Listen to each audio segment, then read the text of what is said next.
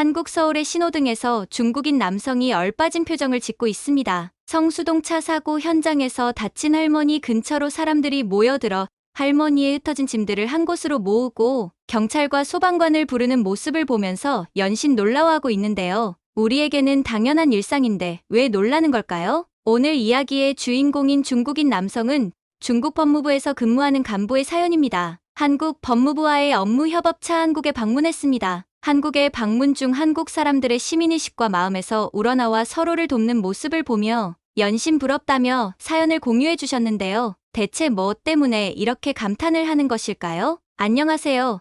저는 최근에 한국으로 업무차 출장 온 중국 법무부 소속 공무원 동아우입니다. 저는 한국 법학대학원에서 2년간 석사도 수학했는데요. 오랜만에 한국에 다시 와서 한국인들의 희생정신과 시민의식에 감동을 받아서 이 사연 공유합니다. 제가 최근 중국의 저널리스트 장홍지애가 쓴 책을 읽고 생각을 많이 하게 됐어요. 중국인은 한국인보다 무엇이 부족한가 라는 책이었는데요. 부제는 세계 1위를 노리는 중국이 간파한 한국의 힘, 이제는 한국을 배워야 한다였어요. 기업의 목적을 보더라도 중국인들은 이윤의 극대화, 일본인은 최고 품질의 상품 생산이지만 한국인들은 국가와 사회의 발전이 기업의 존재 목적이고 기업은 국가 발전의 도구로 인식한다는 말이었는데요. 덧붙여서 전 세계를 놀라게 한 한강의 기적은 애국심으로 충만한 국민, 개개인의 한국심이 모여 이뤄낸 것이라고 표현을 했어요. 이런 한국심은 개인보다 사회 나아가 국가를 생각하고 희생할 수 있게 해주는 원동력이라는 생각이 들었어요. 그리고 이것이 내 주변 타인에 대한 측은지심을 갖게 해주는 사회적인 원인이 아닐까라는 생각도 들었고요. 중국에서는 한국처럼 측은지심을 가졌다가 오히려 손해를 크게 보는 경우가 많았습니다. 그런 과거의 학습 효과와 중국인들의 물질 만능주의가 더해져서 누군가 옆에서 사람이 다치면 무관심과 비정함으로 일관하는 경향이 강합니다. 공자의 나라였던 중국인들이 쓰러진 행인을 돕지 않고 주위에 도움이 필요한 사람을 무심하게 지나치는 이유는 무엇일까요? 중국에서는 도로에서 사람이 차에 치여 쓰러져 있어도 도와주는 사람이 없어 10시간 넘게 방치돼 있는 경우가 비일비재합니다. 괜히 끼어들었다가 손해만 볼 수 있다는 생각에 중국인들은 남의 일에는 좀처럼 나서지 않습니다. 하지만 최근 드문 일이 벌어졌습니다. 중국 안우이성 수청의 중학교 3학년 여학생인 샤오어는 등굣길에 대로변 가판대에서 아침을 해결하고 있었습니다. 마침 길을 건너던 장모 할머니는 도로에 세워둔 샤오어의 전동 오토바이 앞에서 쓰러집니다. 급히 달려가 일으켜 세우고 도와줬지만 할머니는 샤오어를 꽉 붙잡고 놓아주지 않습니다. 그러면서 오히려 샤오어의 전동 오토바이에 치였다고 경찰에게 교통사고로 신고해버립니다. 쓰러진 할머니를 도운 여중생이 오히려 교통사고 가해자로 몰리게 된 거지요. 다행히도 수상하게 여긴 경찰이 여러 차례 사건 현장을 찾았고 결정적인 목격자를 찾아내면서 샤오어의 누명은 벗겨집니다. 샤오어를 몰아세웠던 할머니의 가족도 가책을 느끼고 머리를 숙였습니다. 그리고 샤오어는 병원에 입원 중인 장 할머니의 가족이 1만여 위안, 한국 돈으로 170여만 원의 병원비 때문에 고생한다는 얘기를 듣습니다. 지난 21일 할머니가 퇴원하는 날 샤오어는 부모를 설득해 1000위안의 현금을 건넵니다. 중국 사람들은 은혜를 원수로 갚은 사람에게 다시 은혜를 베푼 이야기라며 감탄하고 있습니다. 훈훈한 이야기로 맺어졌지만 중국의 선한 사마리아인을 찾아보기 힘든 이유를 알 수 있는 사건입니다. 중국에서 언제부터 곤경에 처한 사람을 아무도 구해주지 않게 됐는지는 불확실합니다. 그래도 대체로 2006년 난징에서 발생한 펑위 사건을 거론하는 사람이 많습니다. 당시 일용직 노동자인 펑위는 버스 승강장에서 쓰러진 노인을 부축하고 가족에게 연락해 병원 치료를 받도록 도왔지만 오히려 가해자로 몰려 법정에 서게 됐습니다. 이 사건 이후 중국에서는 선의의 행동이 도리어 자신에게 화를 미칠 수 있다는 것이 상식이 돼 버렸습니다. 2011년 10월 광둥성 포산에서는 2살 배기 아이가 2번이나 차에 치였지만 아무도 도와주지 않아 숨지는 사건이 발생하면서 충격을 주기도 했습니다. 당시 피 흘리는 아이를 본 사람이 18명이나 됐지만 모두 그냥 지나쳤다고 합니다. 이후 중국에서는 죽어가는 사람을 구하지 않는 반인륜적 행위를 막기 위해 갖가지 방법이 논의됐습니다. 그 결과 중 하나는 광둥성 선전시에서 2013년 8월부터 시행된 이른바 선한 사마리아인 법입니다. 법은 구호자가 심각한 잘못을 저지르지 않는 한 구호 과정에서 생긴 문제에 대해 책임을 면하도록 규정했습니다. 인륜과 도덕의 문제를 법으로 강제해야 하는 상황이 오늘 공자의 나라 중국의 모습입니다. 선한 사마리아인의 법의 정확한 의미는 재미있게도 성경에서 찾을 수가 있는데요. 성경 누가복음 10장 25절에서 37절을 읽어드리겠습니다. 어떤 율법 교사가 일어나 예수를 시험하여 이르되 선생님 내가 무엇을 하여야 영생을 얻으리이까? 예수께서 이르시되 율법에 무엇이라 기록되었으며 내가 어떻게 읽느냐?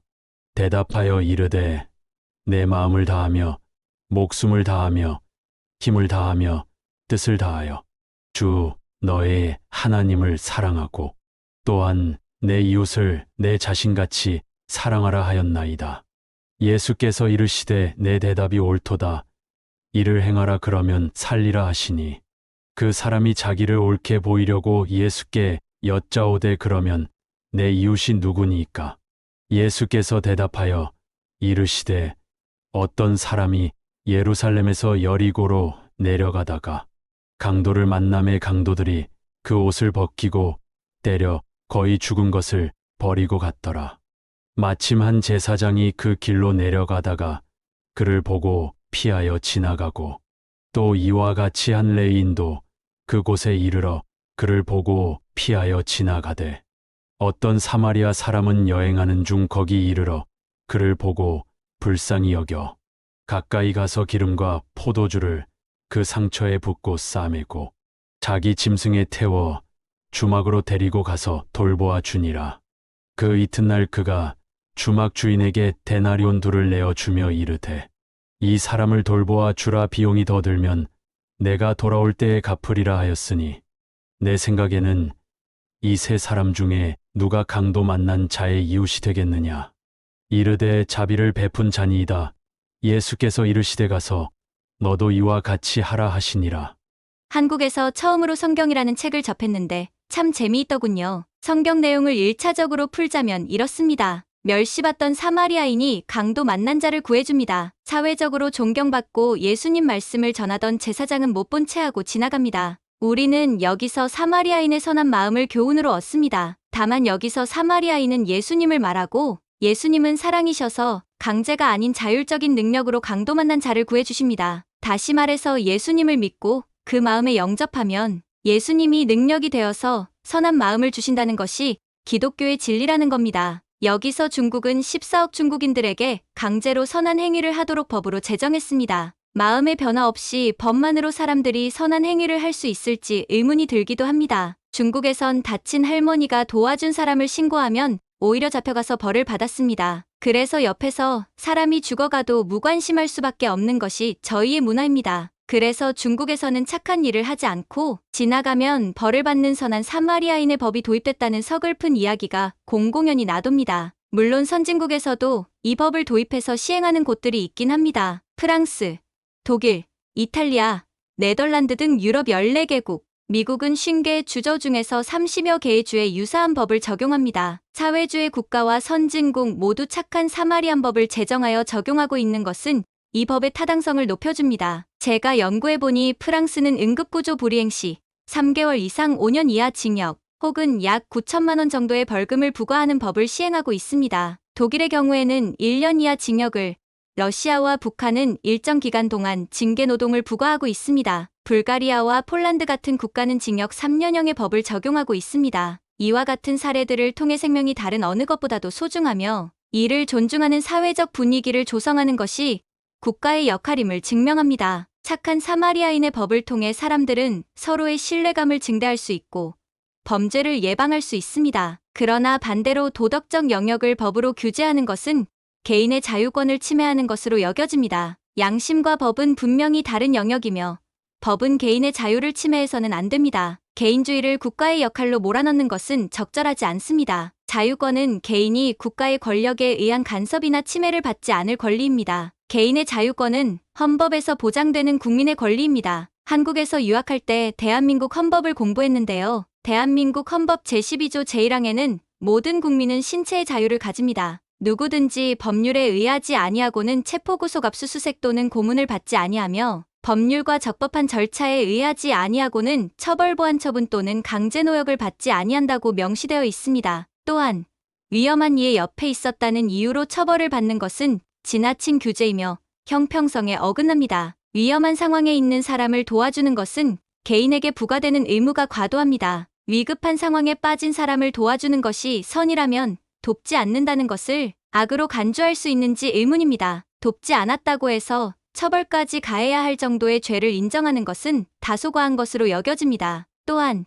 이와 같은 법의 허점을 악용하는 사람이 생길 수도 있다는 점도 염두에 두어야 합니다. 사실 이런 법을 논의하기에 한국이란 나라는 불가사의한 나라입니다. 하루는 국제뉴스를 보는데 한국의 한 도로에서 트럭의 생수가 도로에 쏟아졌더군요. 그런데 아무 상관없는 시민들이 하나둘씩 다가오더니 10kg 박스를 들어 트럭에 싣기 시작했어요. 기사 아저씨 혼자 치우시는데 그냥 가서 도와주는데 남녀노소 상관없이 20명가량의 사람들이 현장 수습을 도와줬어요. 사고 발생 15분 만에 사고 현장이 수습되더군요. 심지어 귀찮을 텐데 무거운 생수를 안전한 인도까지 옮겨놓는 모습에 놀랐습니다. 한국의 이런 모습을 보면서 너무 부럽기도 하고 중국에서도 배워야 한다는 생각이 들었습니다. 법으로 강제하는 것은 감시의 테두리 밖에서는 분명히 한계가 있습니다. 감시를 한다고 해도 마음에서 우러나온 것이 아니라서 능력 밖의 일이 되면 포기해버립니다. 하지만 개인 스스로가 자율적으로 하는 건 마음에서 비롯되는 것이라서